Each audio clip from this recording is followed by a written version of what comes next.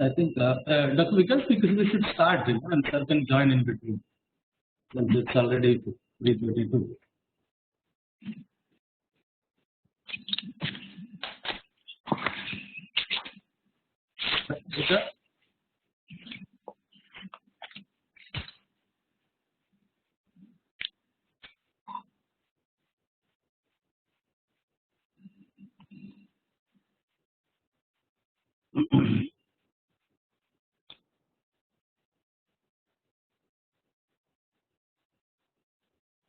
Dr. Vikas, can we start the program?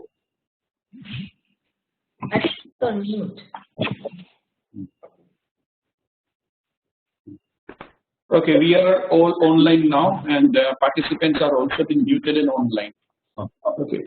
Very good afternoon to all participants and distinguished speakers of today's webinar.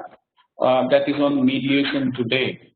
At the outset, on behalf of Gujrat National Law University, Gujrat National Law University Center for Alternative Dispute Resolution, Maadhyam International, and on behalf of the Director, Professor Dr. S. Santakumar, welcome to all distinguished speakers who have spared their time, valuable time, and been with us today.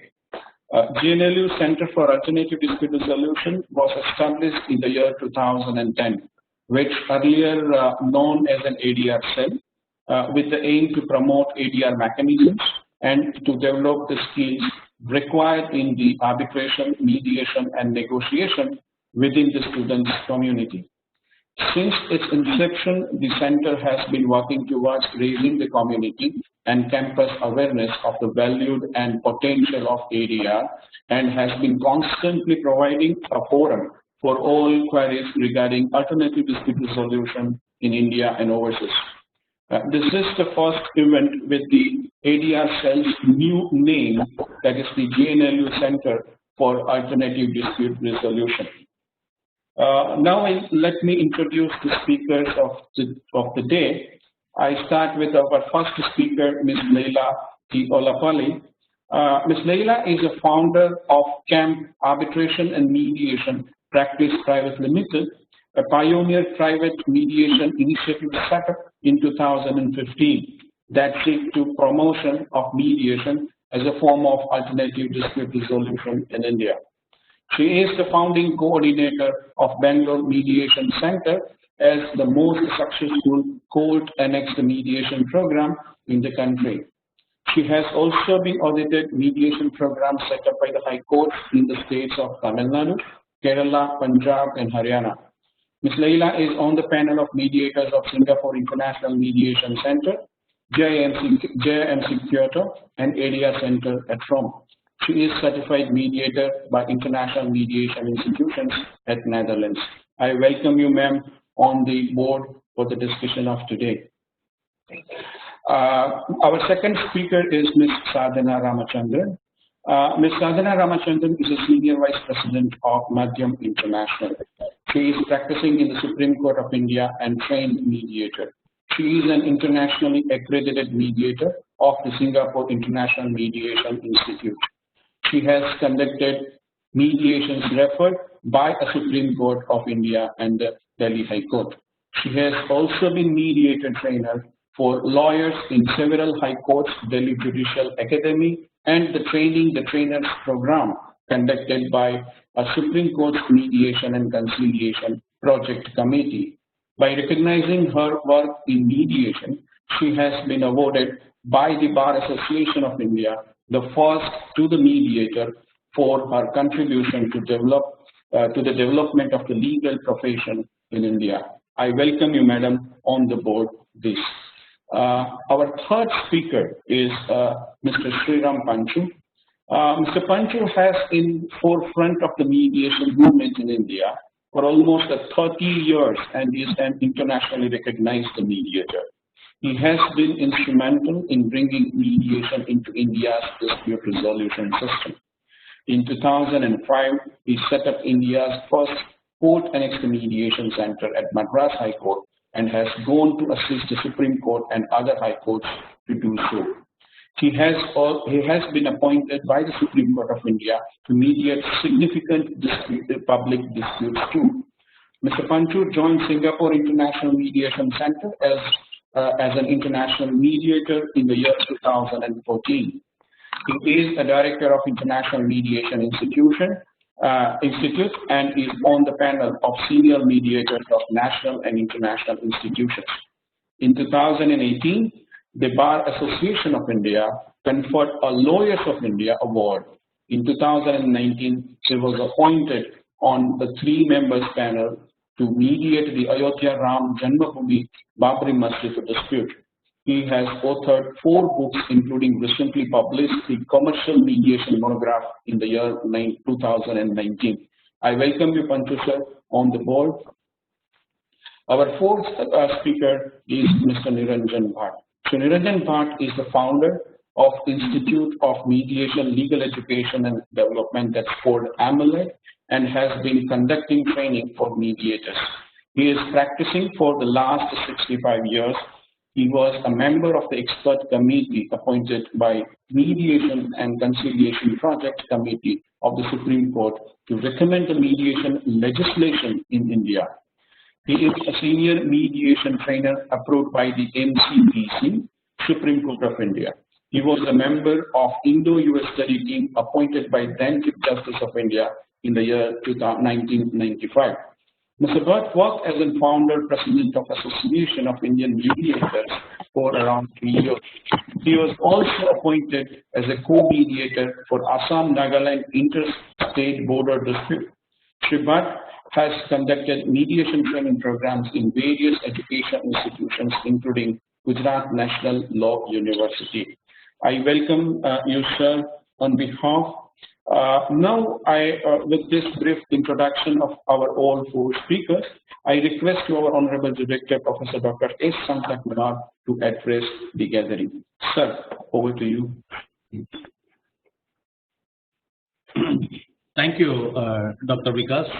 I'm extremely delighted to be amidst eminent mediators the country knows of today. I take this opportunity to extend a heartfelt welcome to Ms. Sadhna Ramachandran, mediator and Senior Vice President of Maadhyam International. And thank you, madam, for making Maadhyam International as a co-host of this program. And we have with us today Ms. Laila Vallapalli, mediator and founder of CAMP, Mr. Niranjan Bhatt, mediator and founder, AMLED, Mr. Sriram Panchu, mediator and founder, Concord Mediation. And I should also welcome, though Mr. Amarjit Singh Kandiok is not present, who is the president of Maadhyam International. He was kind enough in helping us organize this program. And of course, my colleague Dr. Vikas Gandhi, head of the Center for Media at the GNLU, distinguished participants, faculty members, students, ladies and gentlemen. I have the pleasure of inviting each one of you to this webinar on mediation today, wherein you get a wonderful opportunity, a lifetime opportunity to listen to and interact with the country's best mediators who have carved a place for themselves in the domain of mediation.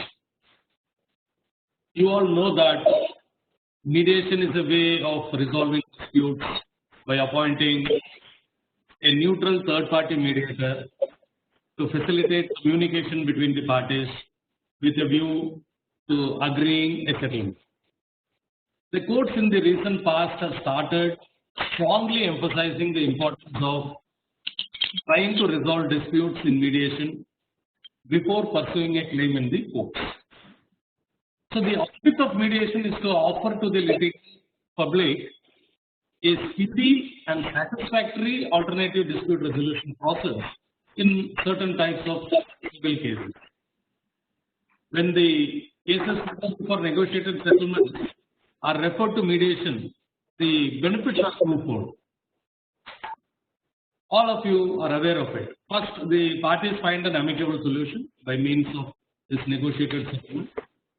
And number two, the court will have more space to deal with cases prior to the adjudicated by the courts. This is very, very important. And therefore, building awareness regarding mediation and invoking mediation as an alternative dispute resolution process is only to supplement the functioning of courts with reference to certain type of civil cases. Mediation is not actually intended to, or in fact, it cannot replace courts. Justice R.V. Ravindran, former judge, Supreme Court of India, I have to quote him in one of his articles which was published in the Practical Lawyer magazine, has very nicely illustrated the relevance of mediation by comparing it with a scenario in the hospital. So he gives a note like this. For example, the government, desiring to provide medical facilities to the residents of the town, establishes a 10-bed hospital with an operation theatre and employs a surgeon to treat the patients. Will it serve the needs of the residents? The answer obviously is no. The hospital should not only be equipped with an operation theatre, but also with a patient clinic. It is not sufficient to have only a surgeon to perform surgeries, but also a physician to treat ailments which do not require surgery. In fact, the number of patients requiring medical advice and prescription of medicines will be many times more than those who require treatment as inpatients by subjecting them to surgery. This is an example I picked up from Justice R.V. article. And he says, of course, if the physician finds that the patient is suffering from a serious ailment requiring surgery, he will certainly refer them to the surgeon. Imagine a hospital without a clinic and physician, but only an operation theatre and a surgeon. Imagine all patients, howsoever minor their ailments are, if they are being admitted as inpatients and made to undergo surgery simply because there is no physician to attend to them. Likewise, courts without mediation centers are like hospitals without outpatient clinics and physicians. Courts should have mediation centers to settle those cases which do not require a trial and adjudication, so that the courts can concentrate upon those cases which actually require adjudication. So to make mediation successful, the judges, the lawyers, and the public should understand the relevance and importance of mediation, the impact of mediation on justice delivery system, resulting in increasing of the faith, trust, and confidence in the system, and the type and nature of cases which are suitable for being referred to the mediation process. Lawyers should also understand that mediation actually helps and benefits the litigators. That their apprehension that mediation will adversely affect their practice and income is baseless. That mediation is an integral part of dispute resolution process, and therefore a part of their brief that they can themselves train to be mediators or as lawyers effectively assist their clients to arrive at a solution by means.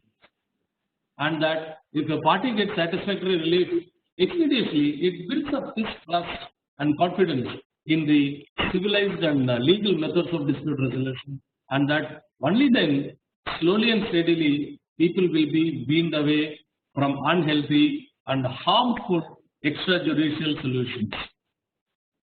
So one of the most important strategies to make mediation as the most preferred dispute resolution process is to sensitize the community of litigants to choose mediation over litigation. We need to have a large number of trained lawyers for mediation. I am extremely happy that the Bar Council of India a few weeks back has made it a mandatory subject to be taught in all the law schools from this academic system. I am hopeful that we will have more trained and qualified mediators in the years to come. The current times require a dispute resolution system which provides user-friendly, speedy, and cost-effective solutions. A dispute resolution system that can provide multi-option solutions. A dispute resolution system that will permit the litigant to have a say, the ultimate solution which can be tailor-made to meet his requirements and at the same time meet the requirements of the other side. mediation appears to be the only solution on the horizon. I am extremely thankful to the expert panelists today for kindly accepting our invitation and consenting to spend their precious time with us in educating all of us on this very important subject. My special thanks to Senior Advocate Sri A.S. Chandu for helping us organize this program in association with Maadhyam International. My sincere thanks to the Honorable Visitor of GNLU, Honorable Dr. Justice D.Y. Chandrachud, and our Honorable GC Member, Honorable Mr. Justice M.R. Shah, for guiding us and pushing us in organizing these programs on mediation and for their vision to make GNLU the best institution for imparting knowledge and skills on mediation. I thank my colleague, Dr. Vikash Gandhi, and all other staff who had helped us in organizing this program. I once again extend a hearty welcome to each one of you to this program. Thank you so much. Thank you so much, sir. Thank you so much. Your speech really enlightened the many participants that I can see that on chat box as well to me.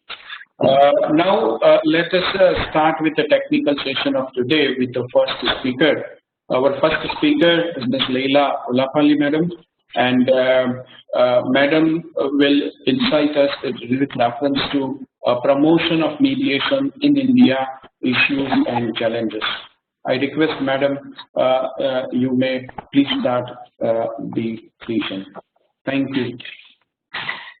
So thanks to all of you for inviting me for this session. And Dr. Shantakumar, as you rightly said, quoting from Justice Ravindran, litigation, mediation, one doesn't replace the other, both are equally important. So when this topic was given to me, I reflected on, being in this practice for the last 13, 14 years, like all the others on this, all the other panelists. And what came to me is that if we need to promote mediation, it can happen only with a change of mindset. A change of mindset in the lawyers, law students, judges, litigants, the larger community. So this is coming from my experience both in the court annex mediation and in the private mediation. And I asked for that famous quote of Mahatma Gandhi to put up. I know all of us have seen this. It might be cliche, but I want to share with you. So are the others seeing that quote, Vikas? Yes, madam. Yes, madam. Thank you. Okay. So I want to share with you my experience on this quote, how it really impacted me. This was in 2011, and Justice Martanda Kaju had referred a case for mediation to the Bangalore Mediation Center, and it was allotted to me. So I look at the reference order, and all that mediation reference order said was, this is a dispute between two brothers, and all efforts have to be put in to mediate this case. And then he extracted a few paragraphs from the autobiography of Mahatma Gandhi, My Experience of Truth, My Experiment with Truth. And that's when, I hadn't seen a reference order like this. So when this came to me, I really reflected on these few paragraphs that he had extracted. And I got some time to reflect and think on why Mahatma Gandhi came out with this quote. Because this quote comes from his narration of the experience he had with a mediation. The facts of this is, Gandhi was a lawyer for one of the merchants. The dispute was between two rich merchants, Dada Abdullah and Taib Sheikh. Both were rich merchants. Dada Abdullah was Gandhi's client. Gandhi was confident that he's going to win this case. But Having conducted the case for some time, Gandhi came to understand that these were two rich merchants who were related to each other and living in the same community. The fees that they were really pouring out into this litigation would destroy both his clients, however rich they were. And this litigation was taking away all the attention of these two people because they were focusing so much on it and they did not have the time to look at the other things in life, look at their business, to focus on any of those important things. And finally, he also felt that because the lawyers are raking up all the points of law, the ill will between these two relatives, these two people of the same community, was growing. And the words Gandhi used to describe how he felt about it, I mean, that really impressed me. I in fact, noted those words. He said, I became disgusted with the profession. This was more than I could bear. I'm quoting Gandhi. I felt it was my duty to befriend both parties and bring them together. I strained every nerve to effect a compromise. This really speaks of what Gandhi, as a lawyer, was going through. And he was determined that the case should be terminated immediately. So he approached his client, worked hard to convince him that arbitration is the best way to go. Then he went to the other lawyer and the other party, Taib Sheth, convinced him also, and they agreed to mediation. To arbitration. They agreed to arbitration. Quickly, arbitration was conducted and the award was passed. Dada Abdullah was awarded 37,000 pounds. And then Gandhi realized that was pointless because Taib Sheth really could not pay that money. The only thing left was to declare bankruptcy, and that was unthinkable to this community in South Africa at that time. So Gandhi realized that the only way to go about this is to convince his client that he should accept the payments in installments. And Gandhi says it was harder to convince him on accepting the installments than to convince him about arbitration. But finally he succeeded.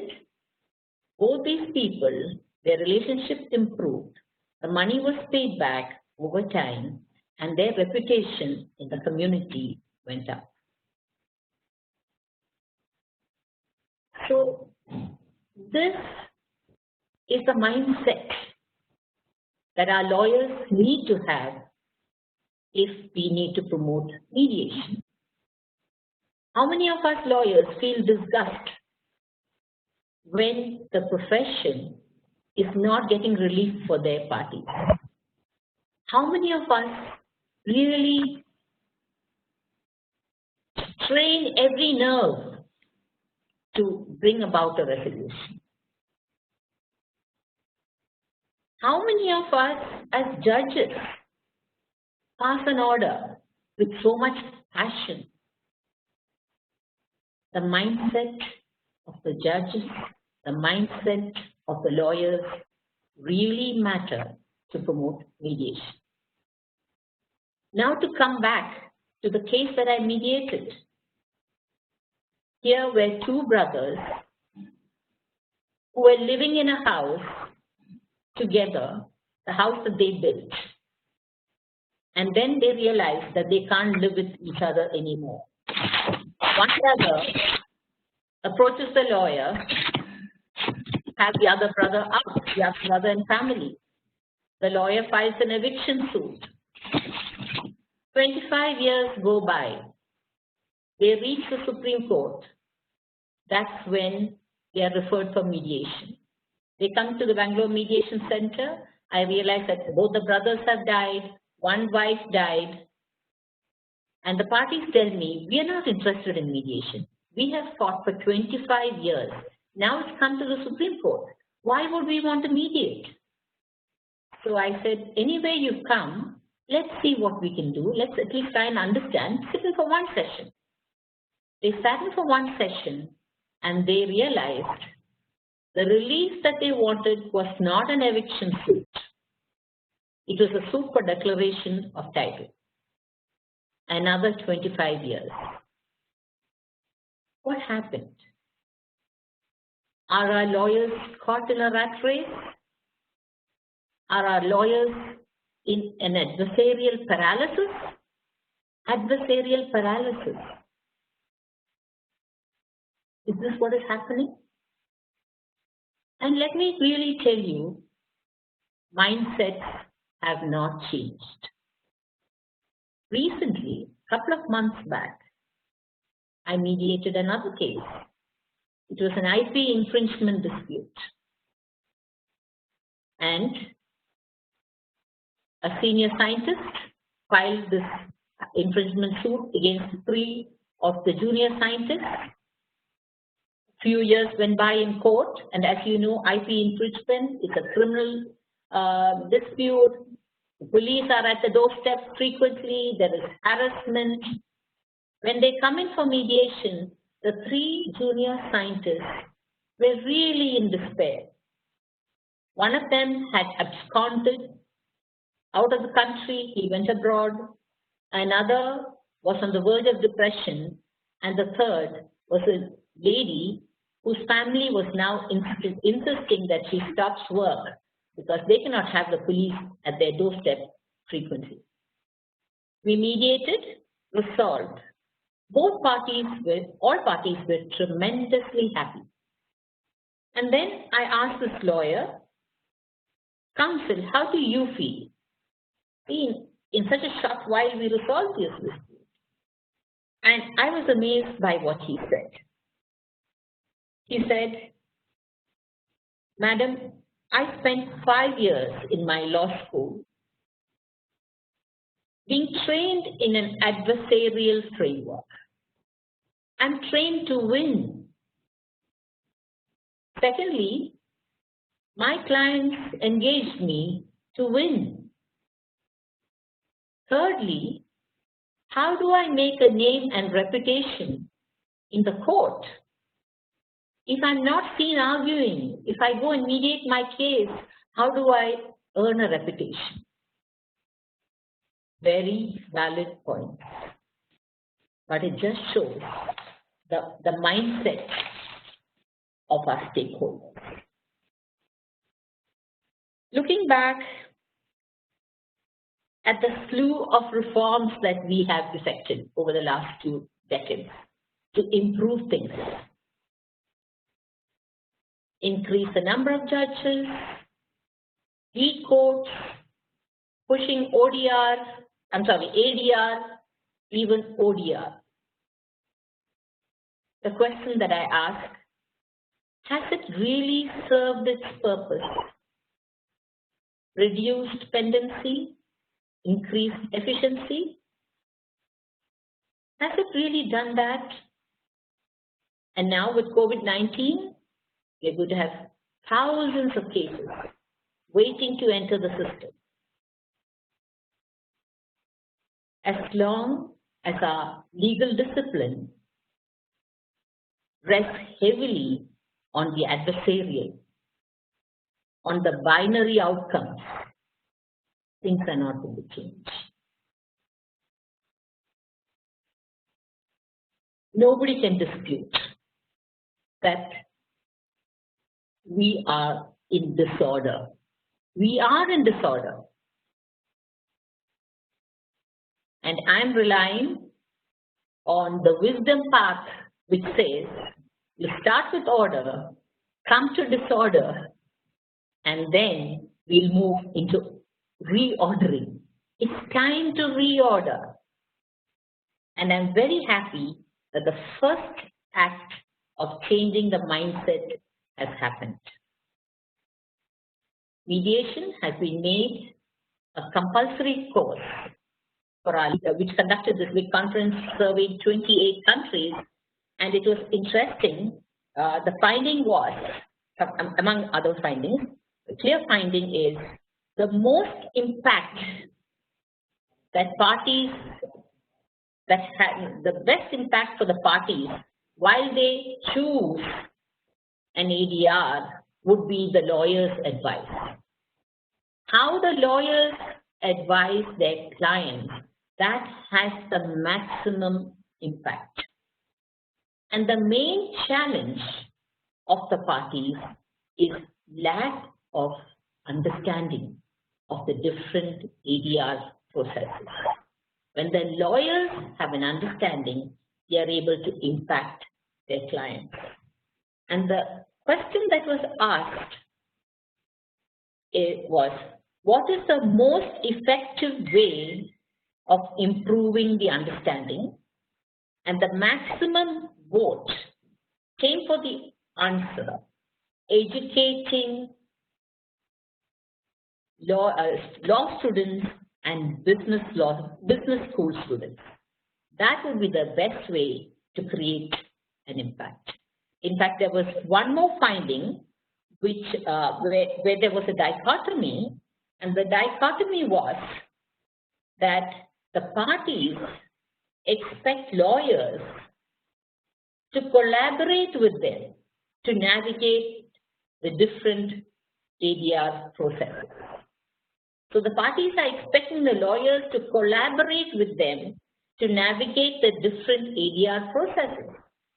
But the lawyers think that the parties want them to argue, to advocate. So there is a dichotomy in the understanding of what expectation is and what the lawyers feel the expectation of the parties is. So changing mindsets, we've taken a very subjective. Mandatory mediation, like the easy opt-out mandatory mediation model, or encourage private mediation. Post-mixed mediation and private mediation should go hand in hand. Ensure that mediation is available in the community, in the in-house mediation, in industries, in hospitals, peer mediation. Make sure that mediation enters every aspect of life, because conflict is prevalent in every aspect of life. Encourage a mediation pledge for the corporate sector. May they all pledge that before getting into the nuclear option of the adversarial process, let them try the collaborative processes. So I am concluding by again reinforcing that in the wisdom path, order is followed by disorder, which is followed by reorder. And I see the students of today as the generation which will bring in the reorder. And I need to conclude by the beautiful which I have previously used.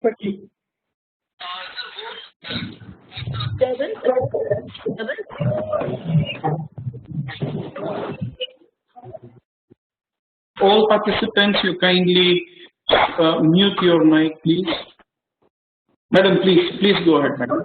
Yeah. So to conclude, I want to, regarding change in mindset, this is a Rumi quote which says, out beyond ideas of wrongdoing and right doing, there is a field. I will meet you there. When the soul lies down in that ground, ideas, languages, even the words each other don't make any sense.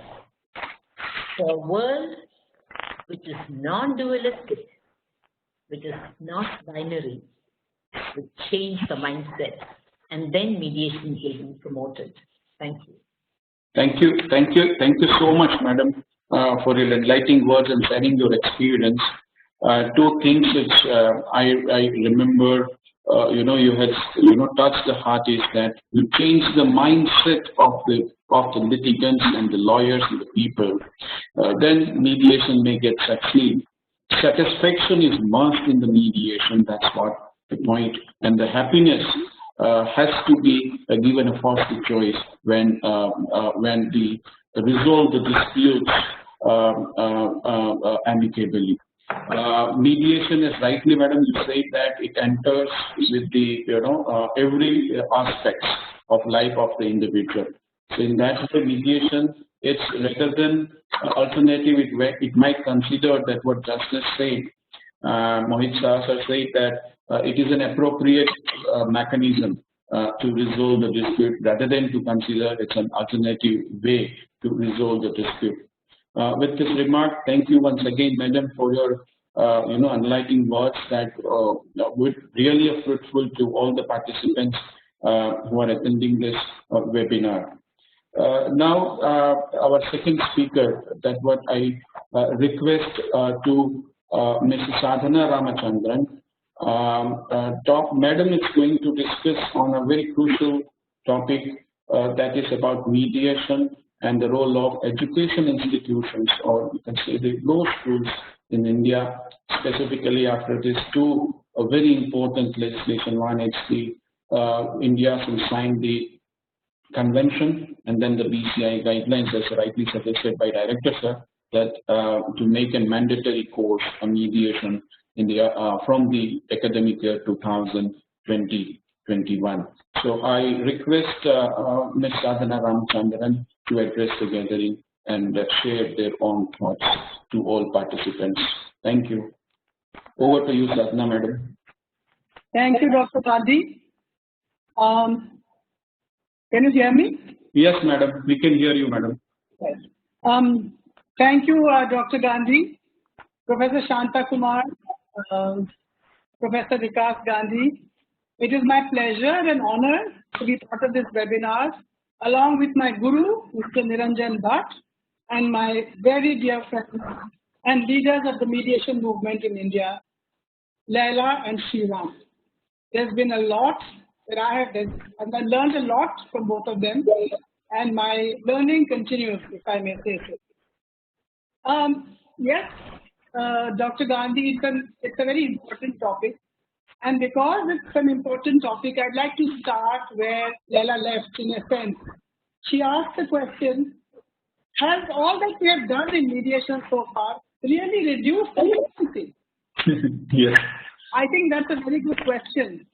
And I have to answer that question, which is very fairly raised, I have to demystify some notions about mediation in the context of how it has been understood amongst students, amongst law teachers, amongst lawyers, and I dare say even amongst many judges.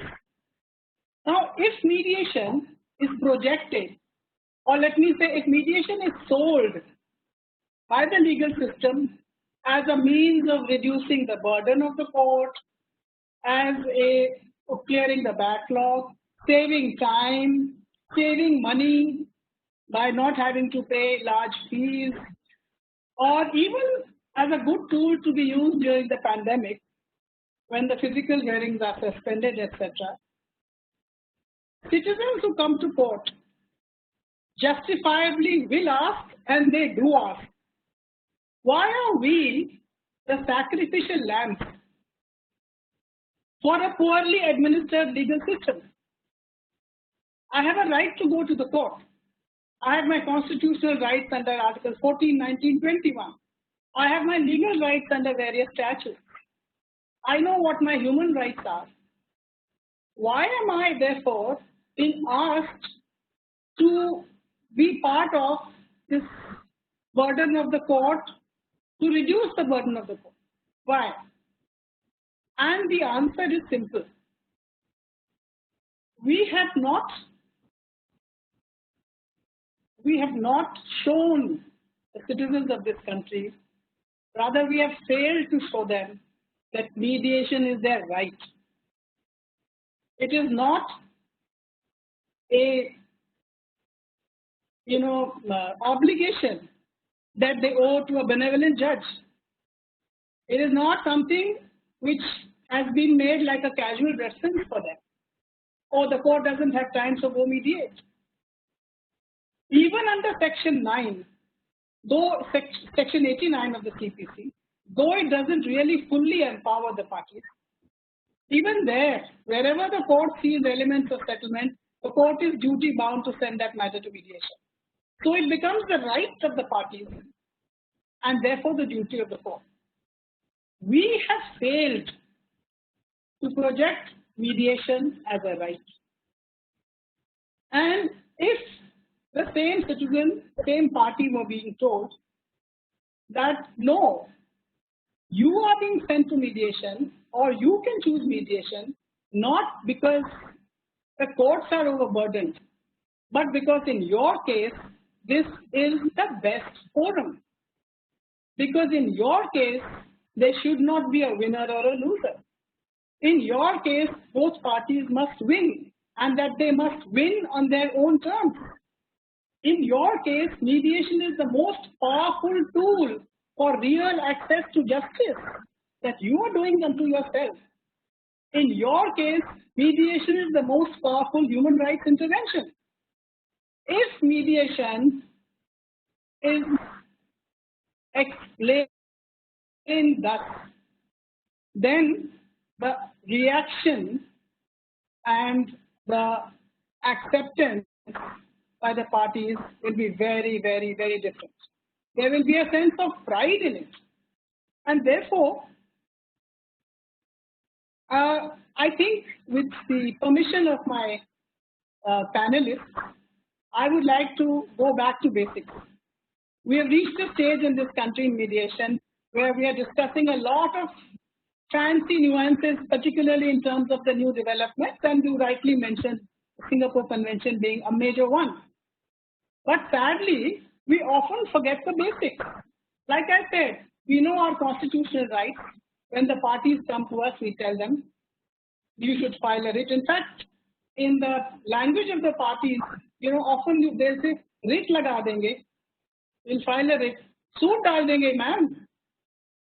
FIR kar denge. We'll file a suit, we'll file an FIR. These are all, these are very well-known terms. Mediation is, I'm afraid, not. It is still looked upon. Things are changing. There is no doubt about it. There's a sensitivity amongst members of the legal profession, members of the bar. I'll come to that in a minute. But the fact of the matter is, just like we understand constitutional concepts, just like we understand legal concepts, just like we understand human rights concepts, it's very important that we project the tenets of mediation. And that's why I'd like to spend a few minutes in underlining those tenets. Why is this right so important? The first tenet why it's important is, the first tenet of mediation is that it's about the self-determination of the parties. That they choose to be judges in their own cause. And what does that do? That does away with the need to be judged, with the need to be directed, with the need to be ordered. And at the end of the day, we all want validation. There can be nothing more powerful than the law giving the right of self-determination to the citizen of that country. The second tenet is, along with self-determination comes empowerment. When they are fully in control, not only of their dispute, but also their resolution, that is when they are empowered. They own that decision. That is why they are empowered. All this is part of their self-determination. The second tenet is the power of confidentiality, because this is designed to encourage free and frank disclosure. And when parties know that nobody is going to ask them what happened in mediation, that they can feel free to talk about their case, apart from what they've filed in court, apart what they've jotted down before they've gone to court, that the lawyer will not be asked to come to the witness box, the mediator will not be asked to come to the witness box, the parties will not be asked to come and depose in the witness box. No RTI live. No one can file an RTI to ask what happened in mediation. That's the most empowering thing, confidentiality. And it's a very major pillar of mediation. But we have failed to communicate this. The third tenet is the advantage of voluntariness. There is nothing better for the human person than to resolve their disputes by choice, finalize their terms by choice. How powerful voluntariness is, we have failed. It's rather, in fact, often it is that, it's a voluntary process. If it doesn't work, you can walk out of it. That's not the power of voluntariness. It's the pride. It's the confidence that gives. That's important. It's important for the parties to know that there is neutrality, which is central. That when you go to mediation, there will be no bias, there will be no prejudice, there will be no conflict of interest. And if there is a conflict of interest, the mediator will opt out. And that's powerful. The mediator is not going to take sides unlike a judge. Then how there is fairness in this neutrality? How the mediator will ensure substantive fairness, procedural fairness, psychological fairness. And psychological fairness becomes very important because that's where the mediator really understands their emotions and their relationships. And mediation is the only dispute resolution forum where emotions can really be addressed. And finally, that this resolution, when this happens this way, will be sustained. Their lawyers will also help them to sustain it. When the parties own their decision, their resolution, then they stay with it. And their lawyers help them to ensure that they stay with it within the parameters of the law. And creative solutions, sustainability and creativity. Once they know the power that they can have to find solutions which they can never find in a court of law, where there will be a prayer that will be either allowed or dismissed. And how mediation offers them so many creative options. Now these tenets, if this goes home, then in addition to the substantial relief that the parties give themselves, they opt for more. Mr. Panchu has written a beautiful book, his first book, Opting for More. I think it's a beautiful expression. They not only get what they want, but they get back their relationships. And so they enlarge the pie and they opt for more. And mediation is the best forum where relationships are involved, where disputes of relationships are involved, whether they are personal, whether they are contractual, or whether they are commercial relationships. In India, and some of us are making great efforts to Indianize mediation. There's so much available, so much literature available on mediation. But when you Indianize mediation, you find that even in the commercial world, we are Indians. A lot of our business is conducted on the basis of relationships. So therefore, mediation is the best dispute resolution process when it comes to relationship. Why? Because in these matters, 95% are emotions, sentiments. There is no other dispute resolution forum that can address these emotions. And for a real resolution, these emotions have to be addressed. That is why in the court, when they succeed, they've not quite succeeded.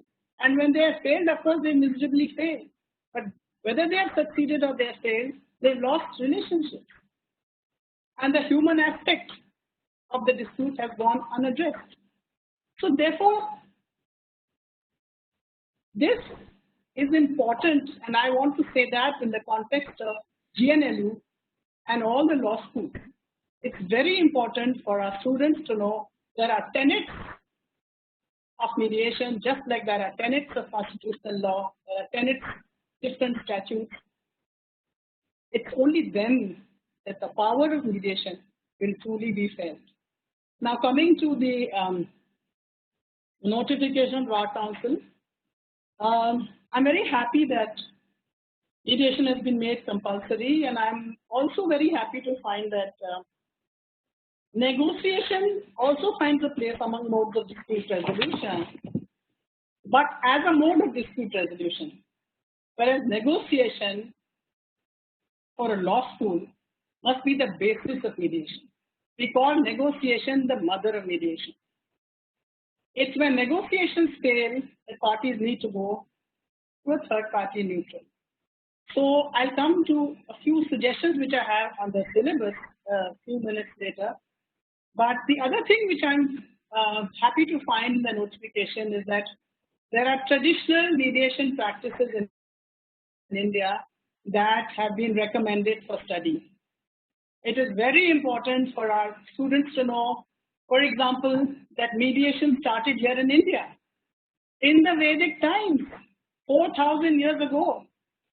We were given the divine laws of wisdom, reason, and prudence, which form the basis of modern mediation even today.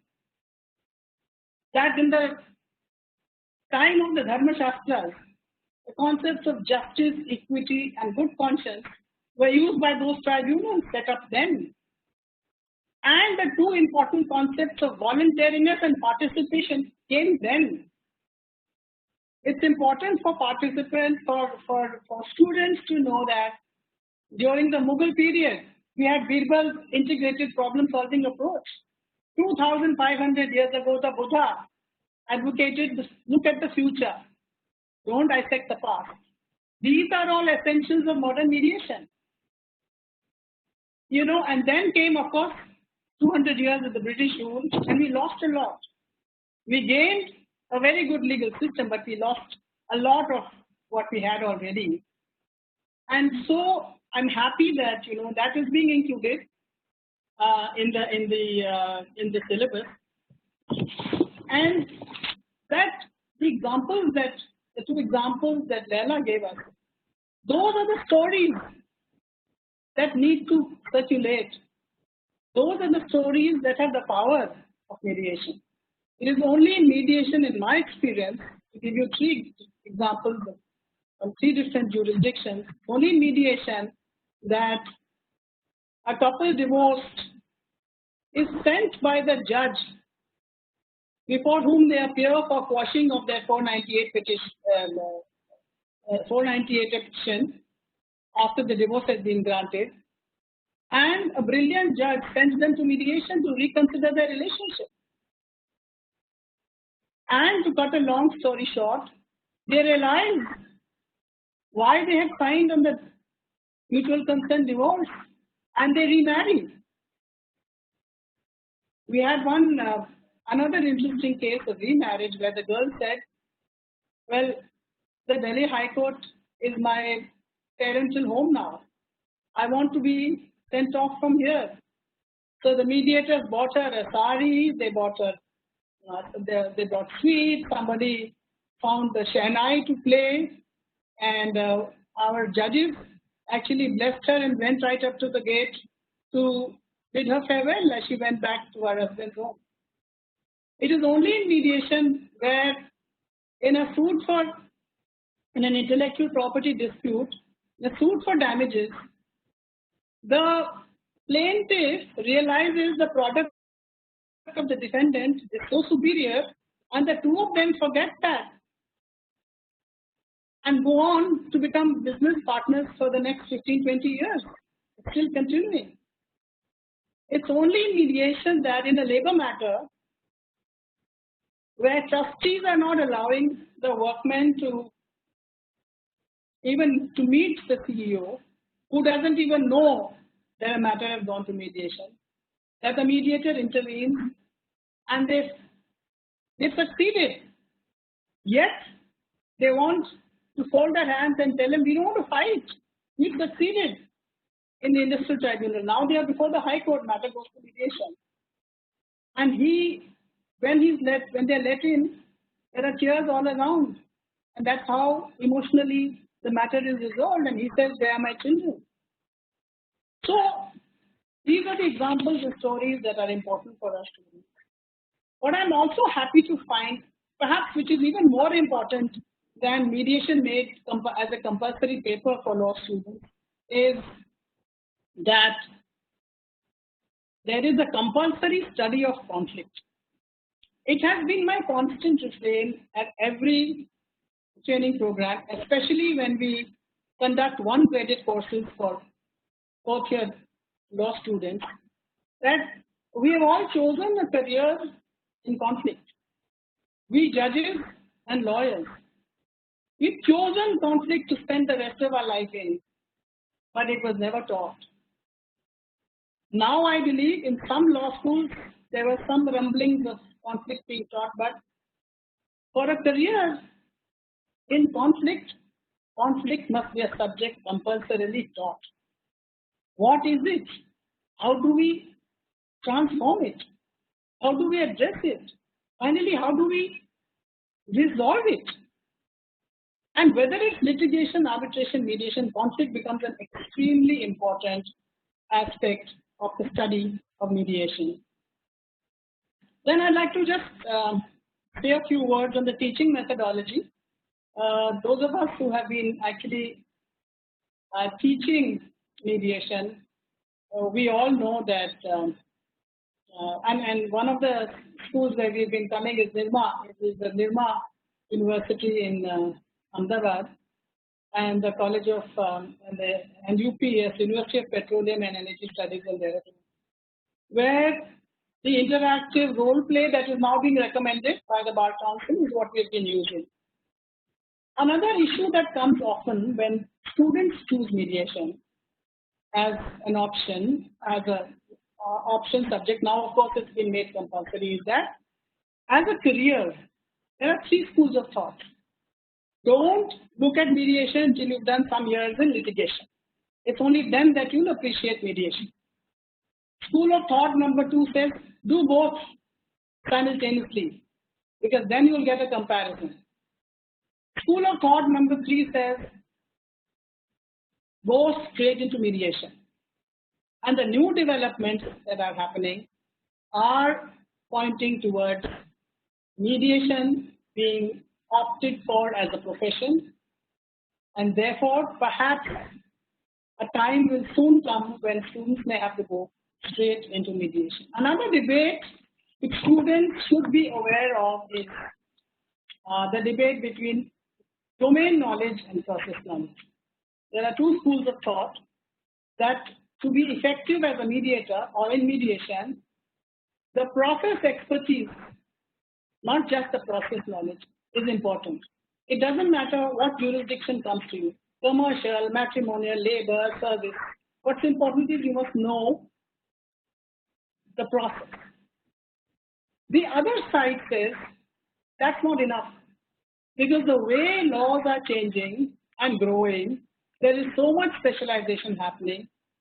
There must be a basic amount of domain knowledge for a mediator to handle the dispute effectively. So that's something the students, I think, should think about and take their own decisions on. There is a very interesting aspect in the notification. It says mediation to be taught compulsorily with conciliation. This is very interesting at a time when the whole language of ADR internationally has done away with the concept of conciliation. In fact, the ancestral laws amended in 2018 have done away with the concept of conciliation completely. Now, the proposal in India also, where hopefully soon we will have a new law on mediation, the proposal in India is also to do away with the concept of conciliation.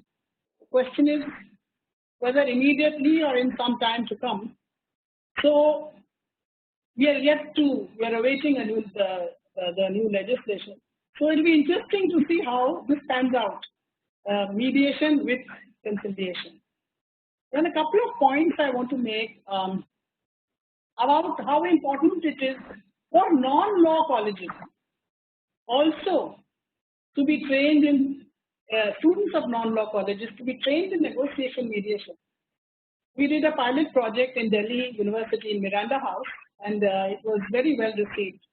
And the students felt that it was very important today in the kind of stresses they live in, that they know how to negotiate, because we are negotiating every day whether it's at home or outside. So I think that's another important, since my topic is about educational institutions. And finally, the peer programs in schools, Zala also referred to it. There again, we had a pilot project where it's important for students in school. We have done class 6, 7, and 8 to equip them with the skills to be able to resolve their own issues through negotiation, not only to be looking at a third-party meter. So that again is catching them young, as they say, is very important. Now I'll just come to a few suggestions which I have for GNLU and perhaps for other law schools. Now, the syllabus itself is important. There are two aspects of mediation, the conceptual aspect and the procedural aspect. So there's the concept and then there's the process. Now, in understanding the concept, also there must be a flow in the syllabus. Like I said, right up to the British time, the students must know the journey that mediation has taken from cave to convention, as I like to call it, from caveman to Singapore Convention, and how it must also flow from the difference between adversarial and non-adversarial processes to what is Section 89 of the CPC, understanding conflict, then negotiation, which is, as I said, the mother of mediation, then mediation, then communication, then the roles of mediator, parties, lawyers, then dealing with emotions, perceptions, prejudices, biases, stereotypes, then ethics, and then settlement types. Conceptually, that should be the flow. In the process, also, the flow must happen. Students are doing from the opening statement to whether it's a 5-stage or a 6-stage process. So those who are appearing in mediation notes are familiar, but that process is equally important. My next suggestion is that just like law schools teach economics, political science, and sociology, for mediation, the study of psychology is very important. Because aspects of neuro-linguistic programming, for example, that language is an intrinsic part of some mediator skill set. So being able to recognize the presuppositions in the party's language can actually assist the mediator to gain a more complete understanding of the problem. Things like that. The study of emotions, how emotions can actually advance mediation. In fact, neurosciences show that an agreement is fundamentally an emotional exercise, an emotional process where reasonable reasons play a secondary role. The parties must feel they must settle. So therefore, psychology, then lateral thinking, biases, prejudices, stereotypes, perception, even borrowing from the world of management, the Johari window. Internationally, in all training programs, psychology forms a very important aspect of the study and the training of mediation. I find that the Bar Council of India has taken on big responsibility for teacher training.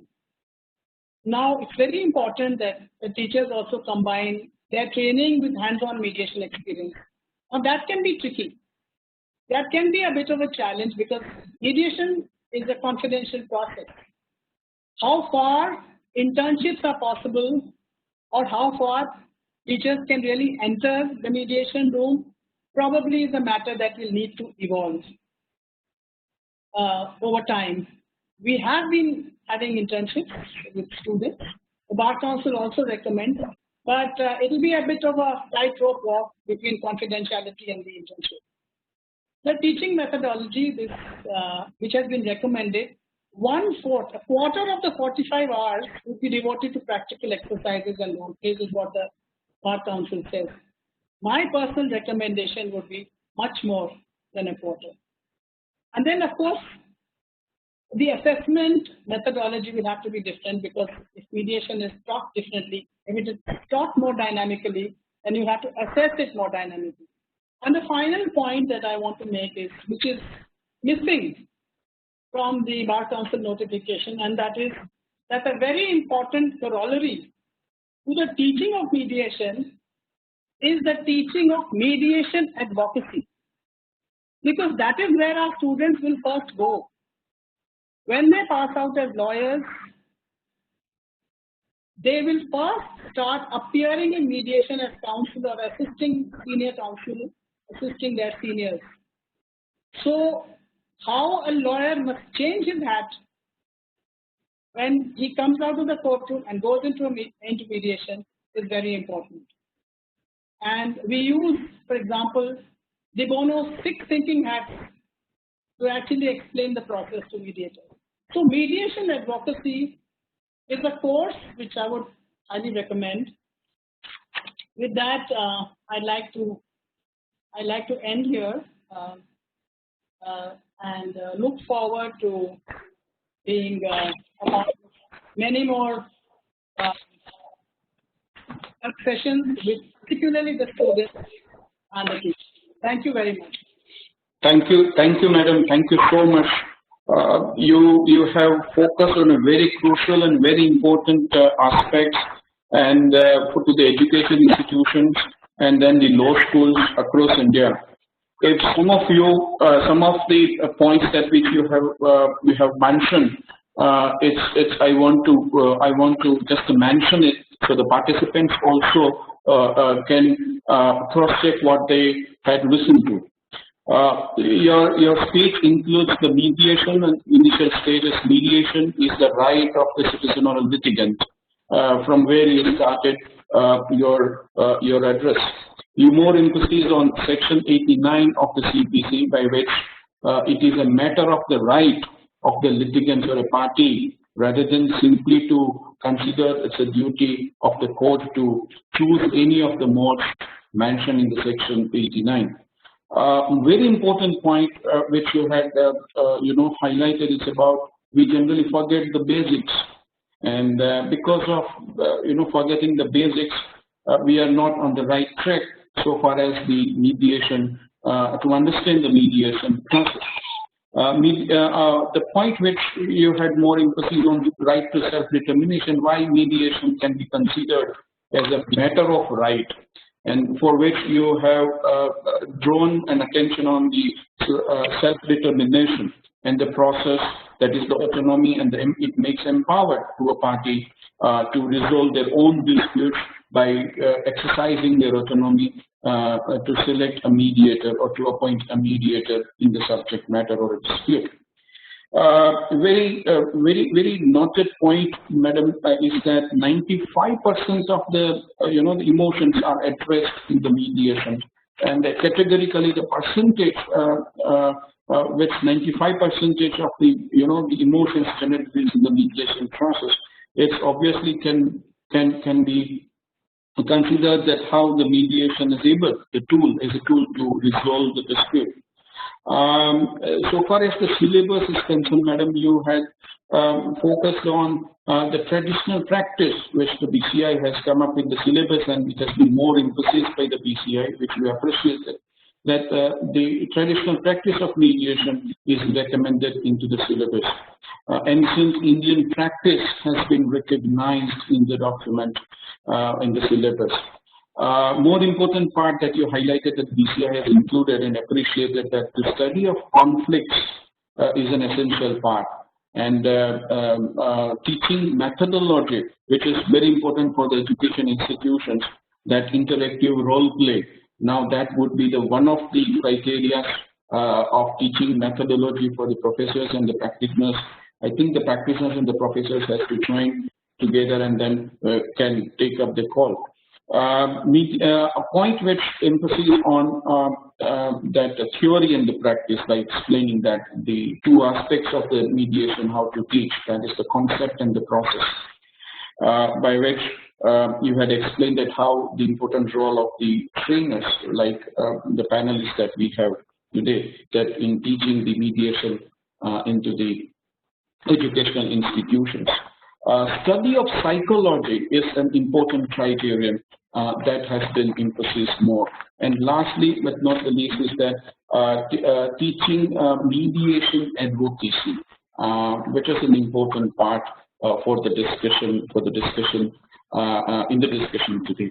With this remark, the few points which I just wanted to mention it before I go to the next speaker. With this remark, thank you very much, Madam. Your speech is certainly enlightened, especially the education institutions like GNLU and other law schools also. I can see that Shri Niranjan Bhatt sir has joined us. He could not join before because of the technical reason. I welcome Niranjan sir on the board. I welcome you, sir.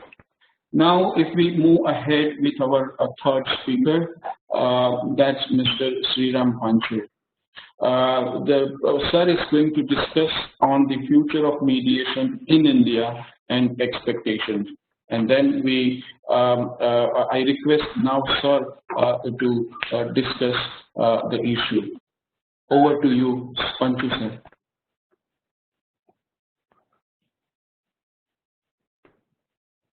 Over to you, Panchu, sir. I think Sriram is muted, yeah. Yeah. Oh, yeah, now we can hear. Yeah. Thank you, Professor Gandhi. My fellow panelists, Mr. Bhatt, Sadhna, Laila, and friends. It's a pleasure to be here.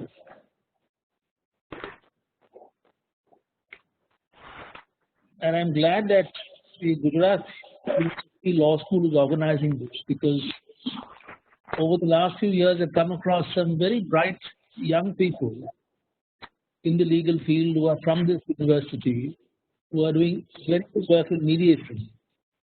And two of them in particular I can mention is Anurup Omkar and Kritika Krishnamurthy. I think they even authored a good book. And I would suggest, Professor Gandhi, that in future you could also think of involving some young panelists. Sure. It will be refreshing to get their views also. Because you asked me to speak on the future, and really the future is young. Yes, absolutely. The future is what we make of it. You know, it is an unwritten page. We are lucky we have a page and a pen with us. When my co-panelists and I, began our mediation efforts, I don't think we had a full-fledged page and a full-fledged pen with us. Because when we started speaking about mediation, a lot of people weren't clear what it was about. Even judges were not clear, and several were not so supportive, for lack of knowledge, basically. But I think today youngsters have it well charted out for them.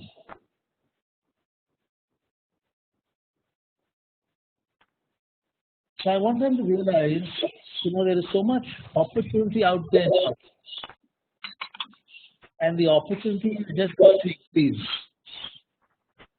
So how much that increases, how much each one of you make of it, is entirely up to you now.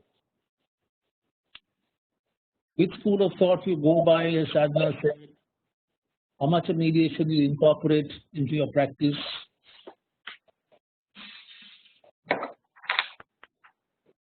Because mark my words, we are at, and if you look at rocket science, you have a takeoff, and then it gets into outer space, and then we have a trajectory which really takes it well into the universe. I think we are at that third stage now. We took off with court-annexed mediation. We moved on, we started making efforts into private mediation.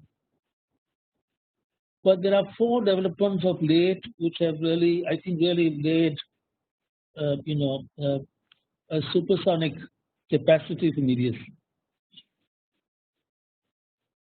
At least four.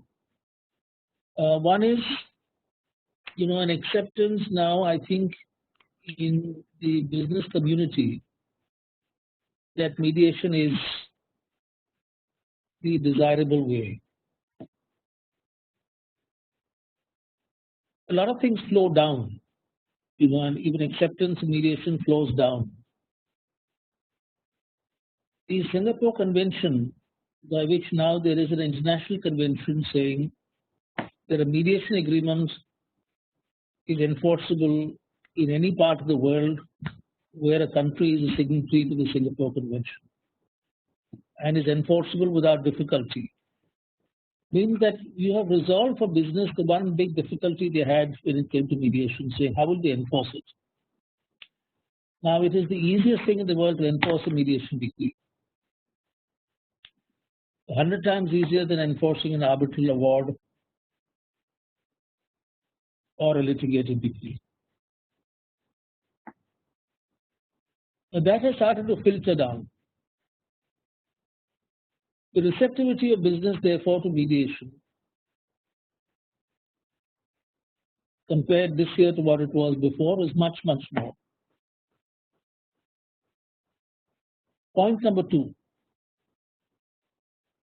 We have brought into the Commercial Courts Act the requirement that all cases above 3 lakhs in value must undergo a pre-mediation before being instituted in court.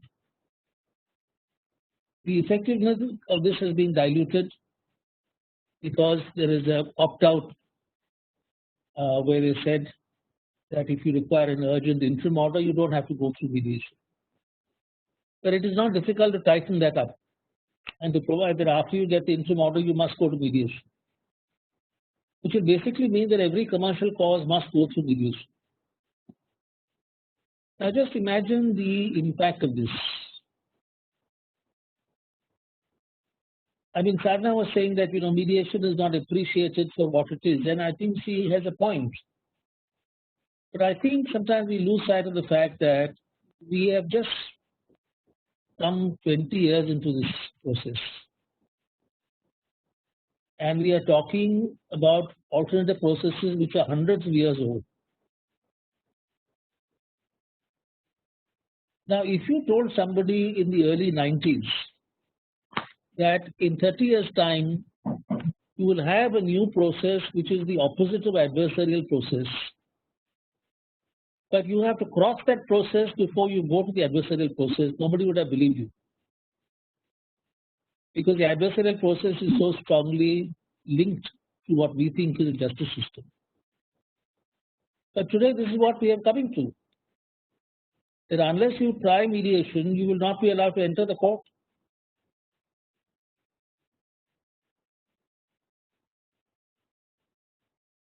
Now, what does this mean? This means that when this is properly implemented, right now the implementation mechanism is weak because it's been designed to be given to NALSA, which NALSA has, other commitments and other priorities. But once we improve the implementation section and make it possible for people to choose their own mediators. See, like Sadhana said, it is about trust and choice, autonomy. You make it possible for a person to choose his mediator, his or her mediator. If they can't, the state must provide by default. The state must provide the system. Create these two systems. Then every commercial case has to go to mediation. And if people have to choose their own mediator, they will look for the mediators. And what does this mean? That mediation will finally come about as a profession by itself, independent of the courts, independent of court annex systems, a profession in its own right, a full professional capacity like a lawyer has, and the full freedom of client to choose your lawyer or your arbitrator. You choose your mediator. And therefore the need for competence the need for specializations, the need to be good in one's field. Because if you are, then you can make a reasonable, a good income and living. And you have the satisfaction of doing your work as a mediator, which is good work, God's own work, and being able to earn a good living. This is the opportunity which is now around the corner. If we seize upon this avenue for professional mediation, and we focus on it to make sure that we clear all obstacles in its path, we would have established the foundation of mediation like none other. Court annex systems will be a fraction of what professional mediation can do for the country, for disputants, and for professionals. There are so many cases, you don't have to go to court. Many cases don't go to court. But those cases will then land up before mediators. We will improve the social climate of this country. Every dispute in court causes bad relationships. By getting to the heart of dispute quickly, you will improve the way people interact with each other. So if we open this up, there is a new world, I think, out there. Whether it is as mediation professionals or as mediation advocates, assisting parties who appear before mediators. And that also is a very specialized field. The third big thing is the fact that mediation legislation is in the offing. And all of us have worked on it. And I hope it will come soon, and that it will really prepare the ground for what I'm talking about. The emergence of mediation. Can you see me? Am I visible? Yes. The emergence of mediation as a full-fledged practice in the commercial field, for matrimonial mediation, for community mediation, for cross-border mediation, for regulating, having a regulatory mechanism for mediation, accredit people, have code of ethics and conduct. So a good comprehensive legislation, by taking care of these, will again lay a good foundation. Now the fourth factor, and I like to call this the four beneficial horsemen of the apocalypse, or rather the beneficial horsemen to avert the apocalypse, is COVID. COVID has been a source of great destruction and damage and loss. But COVID has taught us one thing, that you can function very well in an online world if you are a mediator. I think all of us as mediators have learned that we can manage our time schedule so much better, and that if you have a slightly larger screen and a good camera, you can pretty well read emotions of parties and pick up body language. And where earlier you had to wait weeks in order to be able to travel or to get people over to where you were, assemble people from different cities, today you can assemble persons from different cities and countries effortlessly at the drop of a hat.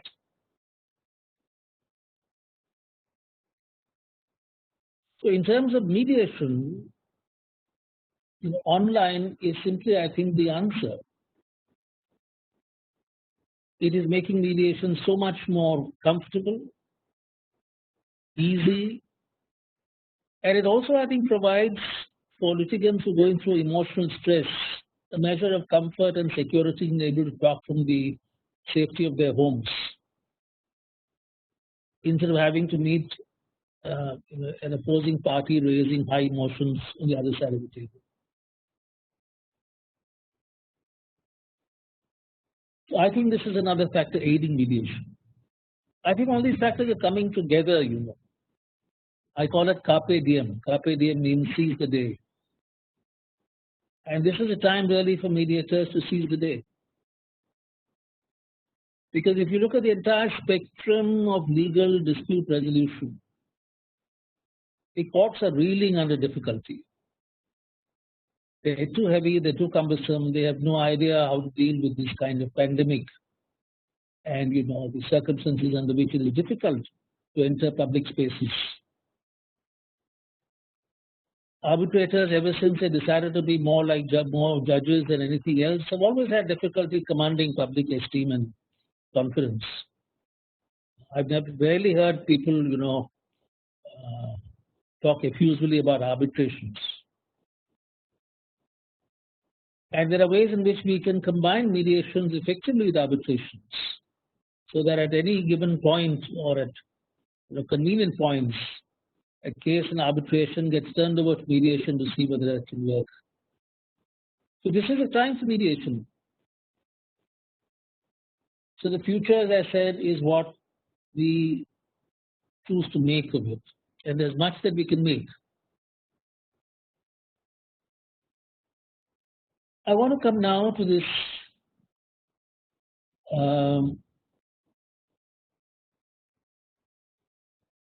the requirement for mediation to come into law schools. This is a brainchild of Chief Justice Bobde, who has been particular on this even before he became Chief Justice.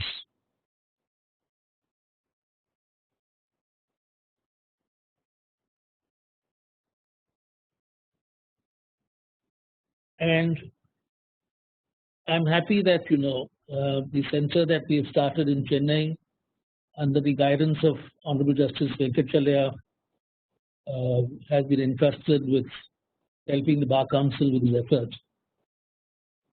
We're just formulating the guidelines for it, and I was very happy to hear the comments that Sadhna made on this,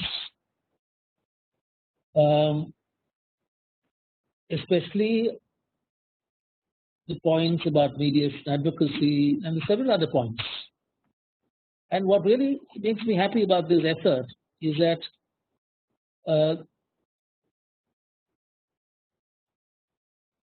there is such a good team of mediators all over the country. This is a huge task of having to train mediators to teach in law schools across India. But the task is rivaled by the fact that there are such a good network of mediators all over India, with very fine trainers, some of whom are here today with you.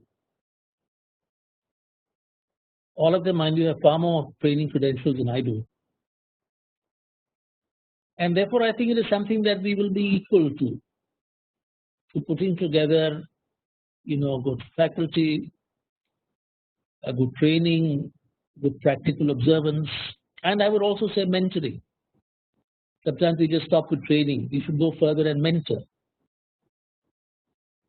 Because at the end of the day, it is these teachers who are going to be quite responsible for the way that their students think of mediation.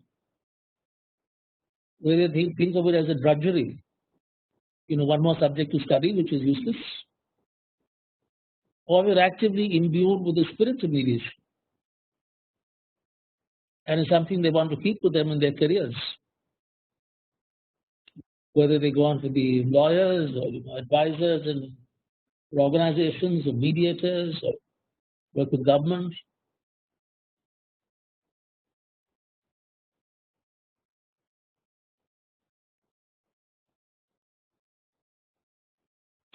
It's a never-ending field. It's like a ripple. You start with mediation at the heart of it is matrimonial cases, of which we see a lot, and then there is commercial conflict, and of course the usual kinds of conflict: property, money matters, commercial claims. And then you get real estate and construction, banking and finance. IBC is another vexed area in which the sooner they get some mediation, the better. Beyond that set of ripples is some more. there's peer mediation, mediation amongst college-going youngsters and school children, and a form of juvenile redemptive methods. And then beyond that is the communities, your neighborhood disputes,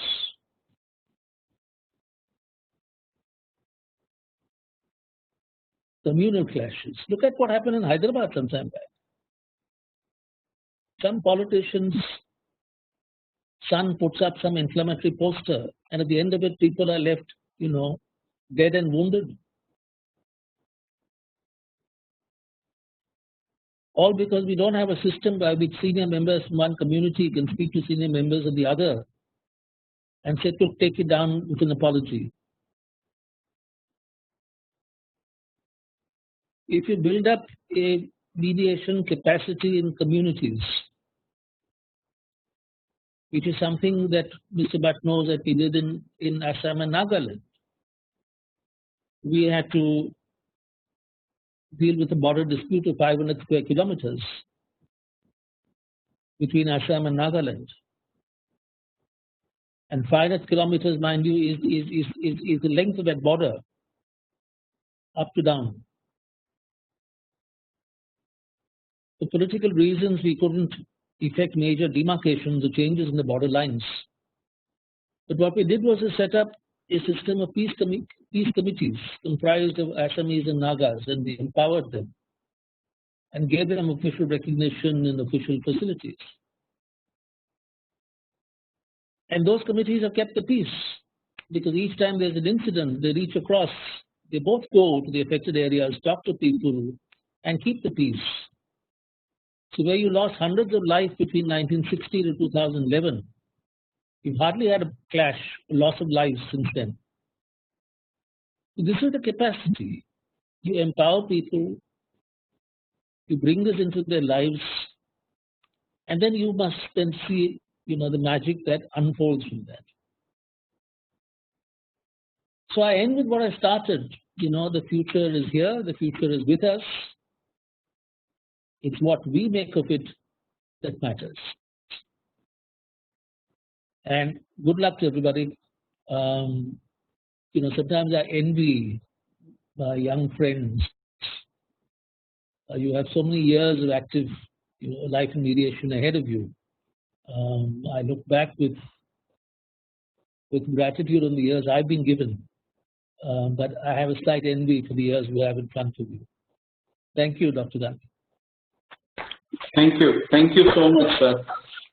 Very interesting and very new issues that you had mentioned. At least you initiated with the appreciation of the youngsters, where it's reflects that the future of the mediation is. You said good opportunities for the youngsters so far as the mediation, to build a career in the area of mediation. Based on that, there are two questions also I could see in the question answer box, but that we will take up once we finish all speakers' address. Second point, sir, that what I could gather is about the acceptance of the mediation in business community. Now it has been started, so it's a good sign that the mediation may uplift in the near future. Interesting point, sir, since you had mentioned on Singapore Mediation Convention, and it's mentioned that now it's more easy to enforce the mediation awards compared to the arbitration awards. So it's more benefit, that will get since the India has signed the Mediation Convention. So he has appreciated that India has signed a Mediation Convention. The point which you emphasize twice is about every commercial court must go to the mediation first into the process. You appreciated the virtual mediation, that online mediation is quite cheaper, and we can see and visualize the emotions of the parties as well. So it is preferable from now onwards. He says that in this pandemic, it's more useful as well. You mentioned an important point is that to introduce the mediation as a subject for the universities and the law school. It's a brainchild of Honorable Justice Bobre, Chief Justice of India, to make as a part of the syllabus. And you also appreciated good network of the mediators that in India we have. So all practitioners, it's also on track on mediators and a few faculties that can be join their hands and go for a training to the teachers, especially after this from this academic year 2020-21. With this few points which I narrated, I thanks once again, sir. Your address is certainly enriched to all of us, all participants, and the students. With this remark, now I invite our fourth speaker, a senior most, in fact, speaker who has around 65 years of experience in practice. Even I'm not of till reached to the 43 years, and sir has 65 years of experience. The topic, since the sir has directly involved into the policy making from the inception in the mediation, the topic which the sir is going to discuss is on mediation, then today and tomorrow. I request Niranjan Bhatt sir to kindly address the gathering. Doctor, am I audible now? Yes, sir. Yes, sir. You are very well audible, sir. Very much audible. Okay. Okay, sir. It's my great pleasure, sir, to be with you and very learned members, colleagues, to address this gathering. Particularly, I am very much thankful to GNLU, Dr. Shantakumar, and you, Dr. Gandhi. I feel quite nostalgic today to appear at the invitation of GNLU because I was so much attached with your institution. It was 3 years before 2010 that I had the opportunity of conducting lectures on mediation to your students.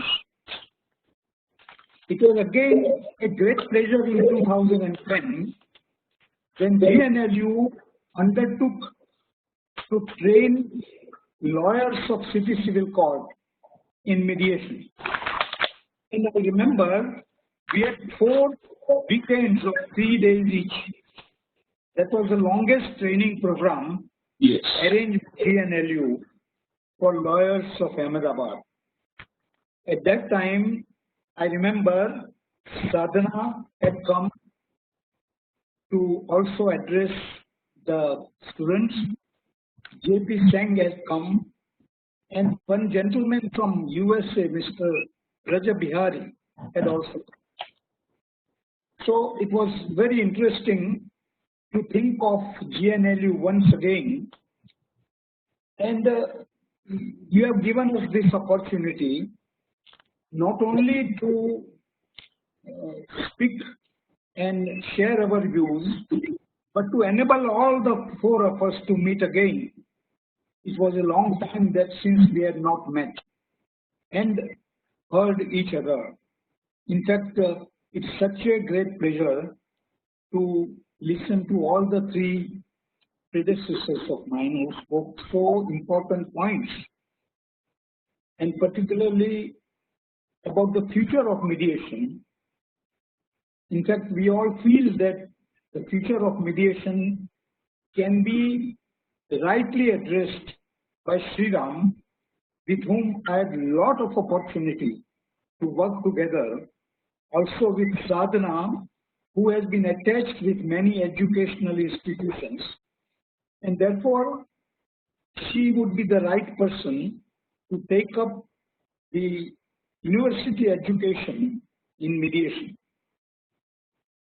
Before I go to the subject allotted to me,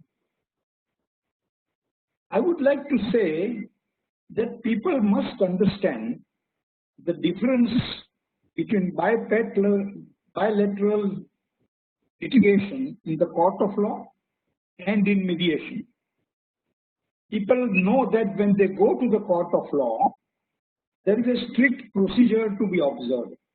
Lot of amounts to be spent in court fees. Then lawyers have to be engaged. And then you have to wait till the other side appears. It takes a long time in the process. And then again, there is a lot of waiting in the court. Both the sides fight for their rights. In fact, they go to the court for solving their problems and not increasing their fights. Going to the court enables them to create further enemies between the two sides. And that is fundamental difficulty in litigation in a court of law. Instead of finding solutions, we are entangled into the procedures. And then again it takes a long time for the trial, then you go to the appeal, then to go to second appeal, and then on and onwards you go on fighting in the court, neglecting your personal work, your business. Now the question is, can this litigation, which takes years altogether, and parties give in inheritance to their children the litigation? Question is there a better way to solve this problem? And people ask me that is this British system the only system? Once upon a time it was felt that litigation systems are so well established in our country. The Court of Justice has gained such a great reputation for doing justice. With the going of the time, people now are feeling the burden of this system. Now, the legal system or legal procedure is such that it takes a long time to change it. And therefore, we have to always go on finding alternatives. And now the time has come when the alternatives are set in our minds. People have now started thinking, give me something else by which we can solve our problems faster, easier. And therefore, I always tell them that mediation is the process of which the time has come today. Now in these modern times, in 21st century, we have been directed to a new system. Now people ask me, is this system brought in from Western countries? Though mediation was originally set up in India in ancestral days, we forgot it because British system took control of it. And for 250 years or more, it is so much set in the minds of the people that they are not able to think of anything else. And therefore, a total different system. The litigation is bilateral. People try to fight going there. And now we are thinking of something else where we look at the solutions and not the problems. If somebody asks me to summarize what is this system going to be, I say a few things to understand mediation. Instead of fights, why not have agreements? Instead of resistance, why not have cooperation? Instead of finding faults, why not find solutions? Instead of condemning, why not develop understanding? Instead of fighting out who is right and who is wrong, why not build relations? Instead of rivalry, why not join together? Instead of past, why not look at the future? Instead of win-lose situation, why not have win-win situation? So these are some fundamental aspects of mediation. Then a question is asked, is it mediation, is it an Indian system or is it a Western system? I feel that we will have to understand the history of mediation. If we really want to understand what it is, when it was found out, when it originated, and even Western countries have accepted now that originally mediation was prevalent in India. In post-Vedic times, there was a unique system where people relied, as Sadhana said, on wisdom, reason, and prudence. These three aspects are accepted in European countries as fundamentals of mediation. Why not use mediation? Why not use reason? Why not use your prudence and try to find out a solution to a problem?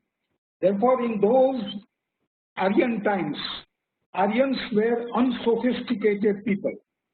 They were full of joys of life, and therefore they relied on relationship more than fighting or creating enmity. And therefore they thought of collaborative dispute resolution. Philosophers and legal debates, philosophy and legal debates were arranged in good old days. Parishads, that we call now conferences. In those days, they thought of eliciting truths in any problem. Then came the period of aggression, when there were invasions from Iranian plateau, Central Asia, Arabia, Western countries. And India is such a varied country. There are 18 official languages and 29 states. There are varying social and cultural systems and customs. Hinduism, Sikhism, Buddhism, Christianity, Islam, and all those religions are found in India. And each religion, each community had its own separate system and custom. Like in Nagaland, Sadhana and I went to Nagaland, and we observed that there were grand bureaus. Grand bureaus were old people.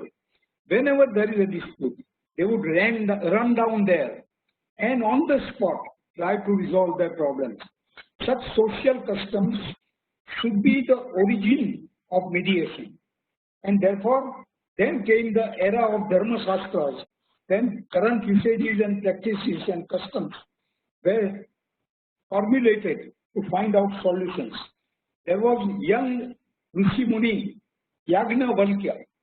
He constituted 3 types of mediation centers. One was Kula. Kula was an organization where the family disputes, community disputes, tribal disputes, caste disputes, racial disputes were resolved with the help of mediators.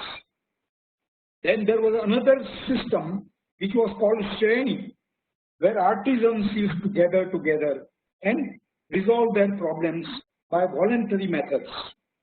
And then there was another system which was called Puga, which also there were association of traders who assembled together and tried to solve their problems. At that time, only 3 aspects were considered important: justice, equity, and good conscience. These are the origins of mediation. Wisdom, reason, and prudence. Same way, then came justice, equity, and good conscience. Buddhism said that mediation brings wisdom. Not mediation, not going to mediation means ignorance. Know what leads you forward and not what holds you back. Therefore, if we look at today, mediation is accepted as looking towards future. Was it from where? It came from Buddhism. Buddhism says rightly that know about what leads you forward means future. So these are the concepts which are already there in India, in our religion, in our community, in your customs. And therefore, origin of mediation was there in India. Then came the foreign invasions, Mughals came. Mughals said in Akbar time there was king's court and there were mediators' court, and Birbal was there. So modern countries, Western countries say that there should be integrative solution, to which I call the Birbal approach to solution of a problem. Think of unobvious from obvious, unorthodox, illogical from logical methods, indirect methods and not direct methods. So thinking about, now we say, think about outside the box. Outside the box is what mediation is. Then came, societies grew larger and larger. There were more large the society, there were more complications. Variety of businesses are there, commerce developed, industries developed, government became business participant, corporations were formed, and a big employment opportunity was created.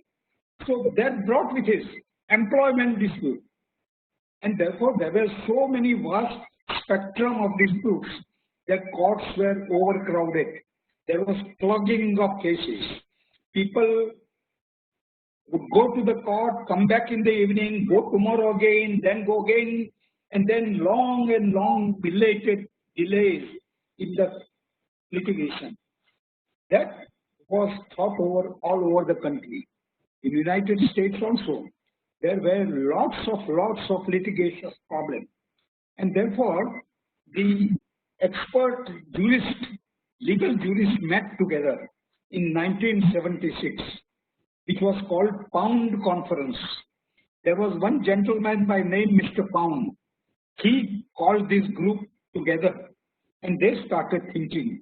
At that time, idea to have alternatives to litigation occurred to Professor of Harvard Law School, Mr. Frank Sanders. And he said, let us have multi-door courthouse. In the same courthouse, there will be one door which leads you to litigation. There will be another door which may lead you to arbitration. There is a third door which leads you to mediation. There is a fourth door which may lead you to any other methods. And therefore, there was a multi-door courthouse. That gave choice to the people. What do they want?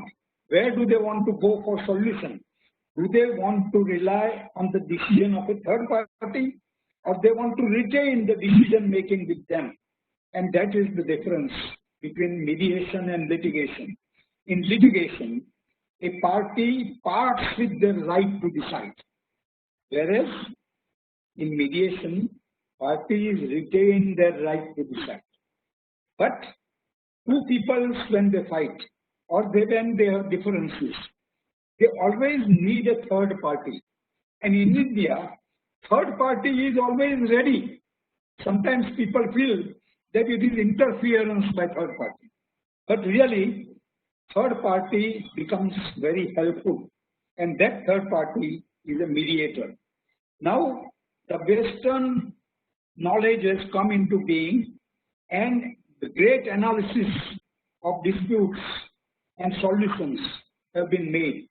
And they have come to the conclusion that if the mediators are trained mediators, they are given lot of opportunity to learn mediation.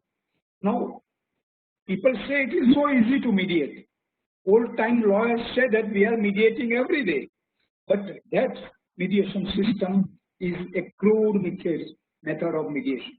Really speaking, nowadays, a mediator has to learn and take 42 hours training. And that training is just the first training. Then there is advanced training. Then there is super advanced training. Then there is negotiation training. Then there is communication training. Then there is training in psychology. Then there is a training in how people behave, how people express themselves, what is their body language. From the body language, one can say that where the shoe pinches. Therefore, all this training is given to the mediators. These mediators sit together with the parties like ordinary people, not like the judge sits at a distance. And three of them sit together, and all the three are problem solvers. They are not the creator of problems. And that is how it becomes very important that the third party, it includes not only mediators, but also social organizations, also bar councils, bar associations, universities, bar councils, and all those people who are in the leadership devote their time, because the society wants the solution of problems, peace, tranquility in the society. And therefore, it now becomes the duty of the entire society to give facilities for mediation. And therefore, it is necessary that we now look after how this new idea of mediation, whose time has come now, can be made successful. And for that, all attempts are being made and required to be made. Our Supreme Court has formed a mediation and conciliation project committee, which has taken great pains in establishing court-annexed mediation centers. Now, court-annexed mediation centers provide very nice independent mediation rooms where mediators sit with the parties like they are all equals. And they don't think of court matters, court problems, they think of solution. And therefore, mediators are now formed. There is a mediators panel in almost every court in India. And this mediators panel offers their services. And there people go. Now people have started liking that place because there they are heard. Their emotions are heard. Something more they want to say which they cannot speak in the court, they speak here. And that is how mediation is becoming very important. And therefore, our legislature has now introduced mediation in a legal system. Therefore, now there are various alternatives given to the parties. When a party wants to travel, they have so many options. When they want to refer to a doctor, there are so many options. So every time, everywhere, people are looking at options. If you give them several options, they will be very happy to accept an option of their liking. And then they opt for it. Therefore, they own their procedures. And therefore, they like to decide themselves with the help of a mediator who is an expert, who is well trained, who is well informed, who knows how legal systems are difficult. He explains to them, and then they take a decision. And that is how mediation is getting popular, more and more popular these days. And therefore, we feel that now time has come for mediation. Court-annexed mediation has started. Now, as Shriram very intelligently focused on how mediation should develop into a private mediation. Now, before the private mediators come in the site, there will be necessary for them to accept the trust and confidence of the people. And for accepting trust and confidence of the people, they will have to fully educate them. These days, some training programs are arranged. And I must say that Delhi High Court and Delhi District Courts have a nice model of training programs. Similarly, Karnataka High Court also has a nice training program. They consider series of training programs, residential training programs, where people meet together. Like, I feel that a mediator has a very larger family all around. Like, if I want to go to Chennai, I find my friend Shriram. When I go to Delhi, I find many people. And therefore, all the mediators have their own family. And this family of mediators are totally devoted to help people. their knowledge, their experience, and all are so helpful. So my friends, I wanted to share all these aspects, and if we know about all the history and development of mediation, we'll come to accept it so well. And I now hope that the time will come when mediation will provide another system for the solution of legal problems. And I feel that this is a nice opportunity of sharing your views, and GNLU is, we are very thankful to you for arranging this program. Thank you very much. Thank you so much, sir. Thank you so much. Sir, thank you. The panelists are really enriched by the by your address. A few points which you had mentioned. Let me reiterate it, so the participants can note it down if they could not. It has been started with the fundamental difficulty in the litigation, respective of time consuming and other disadvantages of litigation. The point which you had mentioned is about the history and the mediation, specifically the Buddhism and the mediation, that how the thoughts of religion that can see in the mediation process. Then importance of the third party into the mediation, that has been focused, and more emphasis that you had mentioned on the training program of the mediation of 42 hours, and then it would be in the 3 advanced stages, by which I conclude today's speech of Mr. Niranjan Bhatt, sir. Since we are running a short of time, there are many questions for the panelists that has been asked by the participants. But I can see that since running of time, a common question to all participants that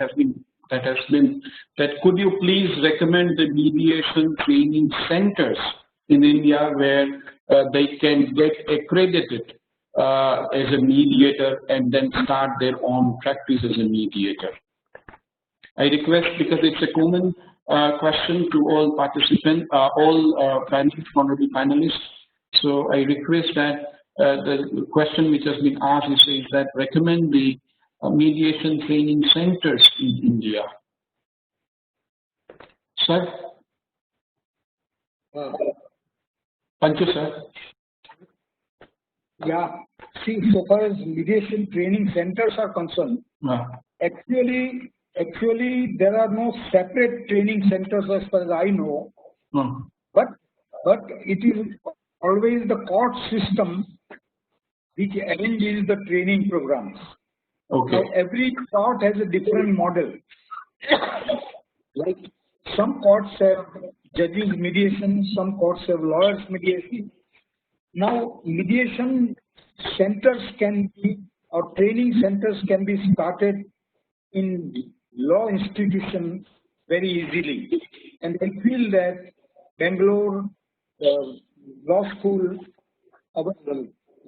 GNLU, then other law schools all around, in Ahmedabad there is some law college also. Therefore, if these training institutions are started by educational institutions, they will be more welcome. Thank you, sir. Panchu, sir? Yeah, I think Laila would be a good person to answer this, because Laila is the head of camp in Bangalore, which has a lot of training programs, both for mediators as well as mediation advocates. So I think she could answer this question and also to highlight which other institutions are available across the country. Yeah, Madam, Laila, madam. It's audible, madam. Yeah. Okay. As far as mediation training is concerned, we don't have accreditation. Okay. And that is what we are building in. And when a legislation comes, we may possibly think of accreditation. Currently, mediators are certified that they've gone through a training. And that's the basis on which we have mediators coming into the system.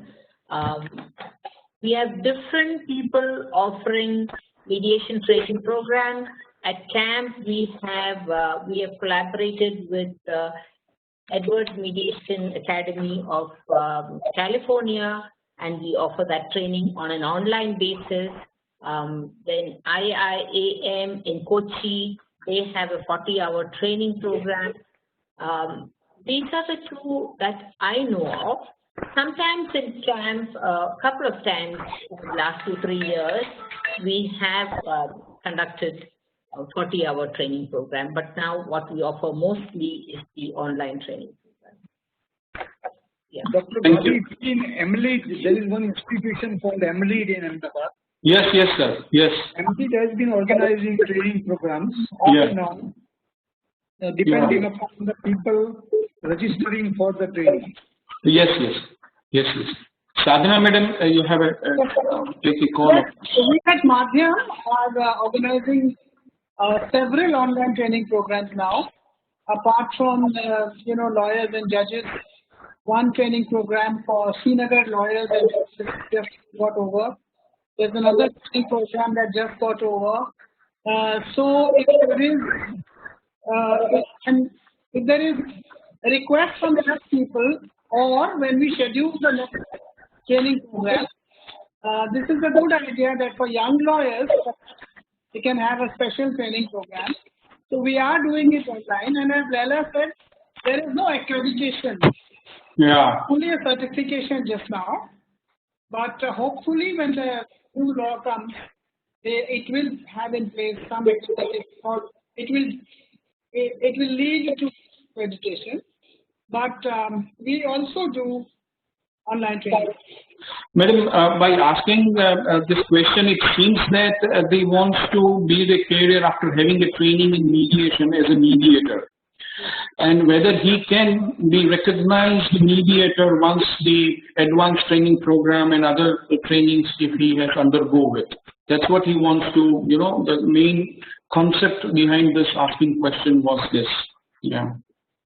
Yeah, so there is a minimum requirement. For example, in the Delhi High Court, I'm presuming the young man or lady would want to train after becoming a lawyer. So there is a minimum age, years of experience. Now it's 10 years minimum of experience as a lawyer, litigation or arbitration or anywhere, so they can enroll to train as mediators. Because I was referring to those different schools of thought about when a young person can come into mediation. Yeah. So a very good route would be mediation advocacy, where they get familiarized with mediation as lawyers, where there is no age restriction, and then they meet the minimum criteria when it comes to the High Court. Privately, I'm not so sure whether there is a minimum experience criteria. I'm not so sure about the private. Yeah, I can add to that. Yeah. At camp, we do have a few mediators who are young, but we have a strict criteria for enrolling them as mediators. Okay. We can, there is a strict criteria, and we do several advocacy on every couple of months. We do advocacy in mediation. It's a one-day training. Okay. Okay. Thank you. Thank you, madam. This is why, Dr. Gandhi, Yes, sir. I was emphasizing the need for the growth of professional mediation. Correct. See, one limitation in the court setup is these rules like, you have to be 10 years at the bar before you can be a mediator. Yeah. We expect a young person who has the idealism and spirit of mediation. Very true. For 10 years for doing something, worthwhile. You just kill it. Therefore, the more you have the growth of private professional mediation, you can get attached to a practitioner who's a mediator. And you can start observing mediation, you can start helping. And slowly as private mediation services grow, smaller claims can be mediated by younger people. I mean, young people are filing major constitutional cases these days and arguing in court. Of course, they can be mediators. Sure. Yeah. I feel, Dr. Gandhi, the best place to train mediators currently is every court annex mediation center must, as a matter of mandate, organize continuous training programs. Okay. Thank you so much, sir. Since we're running short of time, I request now we are on the stage, we are on the watch. Request now Shivani Jadhav to have a vote of thanks. Shivani, can you hear me? So, thank you, sir. Good evening, everyone. I take this opportunity to thank our esteemed panel, Ms. Leela Ulapulli ma'am, Ms. Sadhana Ramachandran ma'am, Mr. Sriram Panchu sir, and Mr. Niranjan Bhatt sir. Your enriching deliberation on mediation and significance in the justice delivery system has been an academic treat. We look forward to such collaborations in the future. I would like to thank Professor Dr. S. Shantakumar, Director, Gujrat National Law University, Professor Dr. Mamta Biswal, Dean, Academic Affairs, and Dr. Jagdish Chandra TG, Registrar in Charge, for their constant support and encouragement. I would like to thank Dr. Vikas Gandhi, Head of Center for Alternative Dispute Resolution, for being the torch bearer of this event. Lastly, I extend my gratitude to all the participants for their patient hearing. Thank you. Thank you so much. Thank you so much. Thank you so much. Thank you, sir. Thank you. Thank you. Thank you. Thank you so much, and thanks to all of you. Yes, thank you.